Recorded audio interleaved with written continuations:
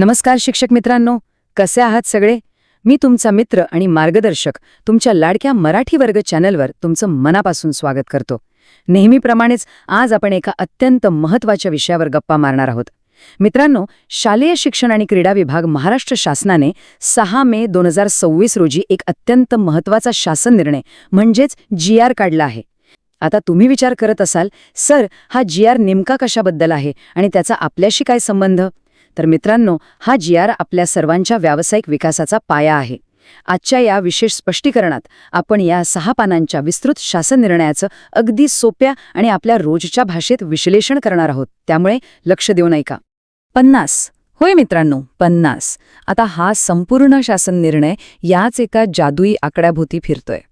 राष्ट्रीय शैक्षणिक धोरण 2020 नुसार आता राज्यातील प्रत्येक शिक्षकाला, मुख्याध्यापकाला आणि पर्यवेक्षी अधिकाऱ्याला दरवर्षी किमान 50 तासांचं कंटिन्युअस प्रोफेशनल डेव्हलपमेंट किंवा ज्याला आपण सातत्यपूर्ण व्यावसायिक विकास म्हणतो ते प्रशिक्षण पूर्ण करणं अनिवार्य केलंय.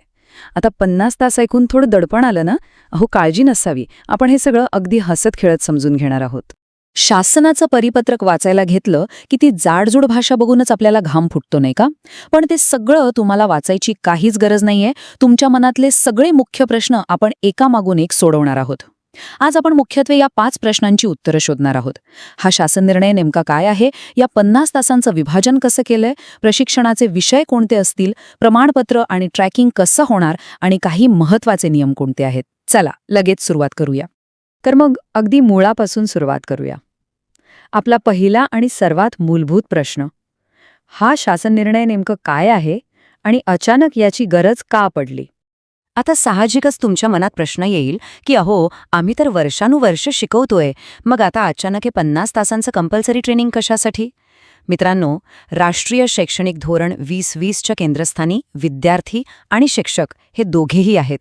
शासनाचा असा पक्का विचार आहे की जर आपल्याला आपल्या मुलांना 21व्या शतकातील कौशल्य द्यायची असतील तर आधी ती आपण शिक्षकांनी आत्मसात केली पाहिजेत, बरोबर?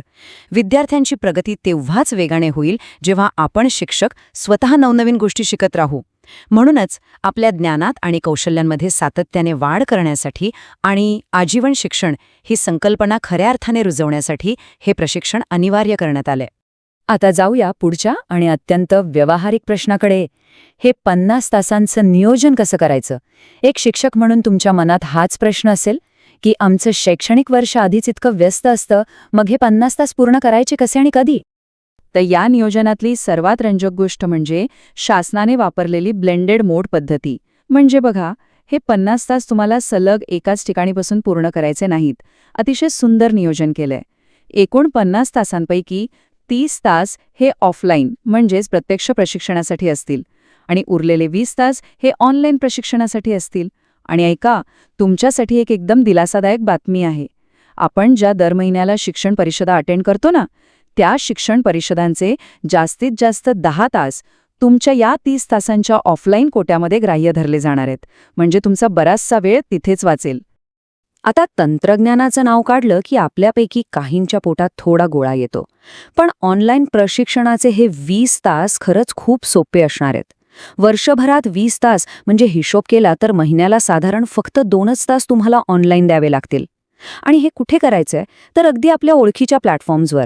दीक्षा, स्वयं, निष्ठा किंवा SCRTने तयार केलेल्या अधिकृत कोर्सेसमधून.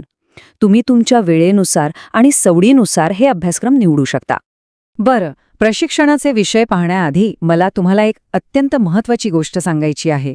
तुम्हाला अशाच सोप्या भाषेत इतरही महत्त्वाचे शासन निर्णय समजून घ्यायचे असतील ना, तर खाली डिस्क्रिप्शन बॉक्समध्ये आम्ही आमच्या सर्व GR प्लेलिस्टची लिंक दिली आहे. ती नक्की चेक करा. आणि हो, अशाच माहितीपूर्ण सत्रांसाठी आपल्या मराठी वर्ग या लाडक्या YouTube चॅनलला नक्की लाईक, शेअर आणि सबस्क्राईब करा.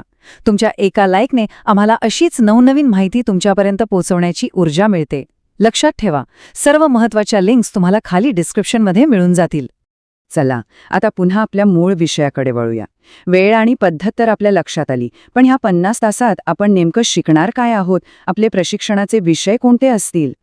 हे विषय पाहिले ना की लगेच लक्षात येतं की शासन आपल्याला आधुनिक युगासाठी कसं तयार करतंय. विषय अगदी काळाची गरज ओळखून ठरवले आहेत. यात NEP 2020ची नवीन 5+3+3+4 रचना समजून घेणं, पायाभूत साक्षरता आणि संख्याज्ञान आणि मुलांना आनंददायी शिक्षण देण्यासाठी जादुई पिटाराचा वापर कसा करायचा हे सगळं शिकायला मिळेल. यासोबतच डिजिटल साक्षरता अत्यंत महत्त्वाची आहे. कृत्रिम बुद्धिमत्ता म्हणजेच AIचा वापर, सायबर सुरक्षा आणि माहिती व तंत्रज्ञान यांसारखे नवीन विषय यात आहेत. शिवाय समावेशक शिक्षण, विद्यार्थ्यांचं मानसिक आरोग्य, पोक्सो कायदा आणि नवीन समग्र प्रगती पुस्तक अशा अतिशय महत्त्वाच्या आणि आपल्या रोजच्या कामात येणाऱ्या व्यावहारिक विषयांचा यात समावेश आहे. हे विषय खऱ्या अर्थाने आपल्याला अद्ययावत बनवतील. आता आपण एका अशा भागाकडे वळतोय जो तुमच्यासाठी खूप महत्त्वाचा आहे. आम्ही प्रशिक्षण पूर्ण केलं, हे शासनाला कसं समजणार, त्याचा पुरावा काय असणार? हा प्रश्न साहजिकच आहे. पाहूया याची नोंद आणि ट्रॅकिंग कसं होणार आहे. इथे फक्त 3 साध्या सोप्या पायऱ्या आहेत.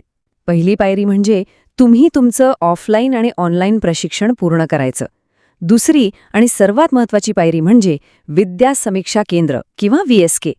या VSKच्या डॅशबोर्ड आणि ॲपद्वारे तुमच्या प्रशिक्षणाची, उपस्थितीची आणि तुमच्या पूर्व व अंतिम चाचणीच्या गुणांची अगदी रिअल टाईम नोंद ठेवली जाईल. म्हणजे तुम्ही किती प्रशिक्षण पूर्ण केलंय हे अधिकाऱ्यांना एका क्लिकवर दिसणार आहे. आणि तिसरी पायरी, तुमचे 50 तास पूर्ण झाले की तुम्हाला VSK पोर्टलवरून एक छानसं डिजिटल प्रमाणपत्र मिळेल. आणि मित्रांनो, हे विसरू नका, ह्या प्रमाणपत्राची नोंद थेट तुमच्या सेवा पुस्तिकेत म्हणजे सर्व्हिस बुकमध्ये घेतली जाणार आहे. त्यामुळे हे अतिशय महत्त्वाचं आहे. चला पुढे जाऊया आणि पाहूया हे कसं उलगडतंय. या शासन निर्णयात काही प्रशासकीय नियम आणि अपवादही दिले आहेत, जे आपल्या प्रत्येक शिक्षकाला माहीत असणं अत्यंत गरजेचं आहे. इथे एक मोठा गोंधळ होऊ शकतो, तो आपण आधीच क्लिअर करूया. शिक्षकांना मिळणारं जे वरिष्ठ आणि निवड श्रेणी प्रशिक्षण असतं, त्याचे तास ह्या 50 तासांच्या नियमित CPDमध्ये ग्राह्य धरले जाणार नाहीत. कारण वरिष्ठ आणि निवड श्रेणीचं प्रशिक्षण हे पूर्णपणे वेगळ्या आणि विशिष्ट उद्देशासाठी असतं. पण हो, जे आपले नवीन शिक्षक मित्र आहेत त्यांच्या नवनियुक्त शिक्षक प्रशिक्षणाचे तास मात्र या 50 तासांच्या कोट्यामध्ये नक्की ग्राह्य धरले जातील. हा फरक सगळ्यांनी पक्का लक्षात ठेवा. एक ज्येष्ठ मार्गदर्शक म्हणून मला तुम्हाला या एका नियमाची खास आठवण करून द्यायची आहे. GR मध्ये अगदी स्पष्टपणे सांगितलंय की जे प्रशिक्षणार्थी प्रशिक्षणासाठी गैरहजर राहतील किंवा अर्ध्यावरच प्रशिक्षण सोडून देतील त्यांच्यावर राज्य प्रशिक्षण धोरणानुसार डाएट आणि SCRT मार्फत प्रशासकीय कार्यवाही प्रस्तावित केली जाईल. त्यामुळे मित्रांनो, हे प्रशिक्षण आपल्याला अत्यंत गांभीर्याने घ्यायचंय आणि वेळेत पूर्ण करायचंय. शेवटी मित्रांनो, शासन निर्णयाचा हा सर्वात महत्त्वाचा संदेश नेहमी लक्षात ठेवा. आपला उद्देश फक्त ते 50 तास कसेबसे पूर्ण करणं हा नाहीये, तर सतत नवनवीन गोष्टी शिकून आपला आणि पर्यायाने आपल्या विद्यार्थ्यांचा विकास करणं हा आहे. विचार करा, तुम्ही शिकलेली कृत्रिम बुद्धिमत्ता किंवा जादुई पिटाराची पद्धत उद्या तुमच्या वर्गाचं वातावरण किती आनंददायी बनवू शकेल. नक्कीच खूप मोठा फरक पडेल. मला खात्री आहे की आजचं हे सोपं विश्लेषण तुम्हाला हा GR समजून घ्यायला नक्कीच मदत करेल. जाता जाता पुन्हा एकदा सांगतो, महत्त्वाच्या लिंक्स आणि GR प्लेलिस्टसाठी खाली दिलेला डिस्क्रिप्शन बॉक्स नक्की चेक करा आणि मराठी वर्गाला सबस्क्राईब करायला विसरू नका. असेच हसत रहा, शिकत रहा आणि उत्कृष्ट पिढी घडवत रहा. धन्यवाद.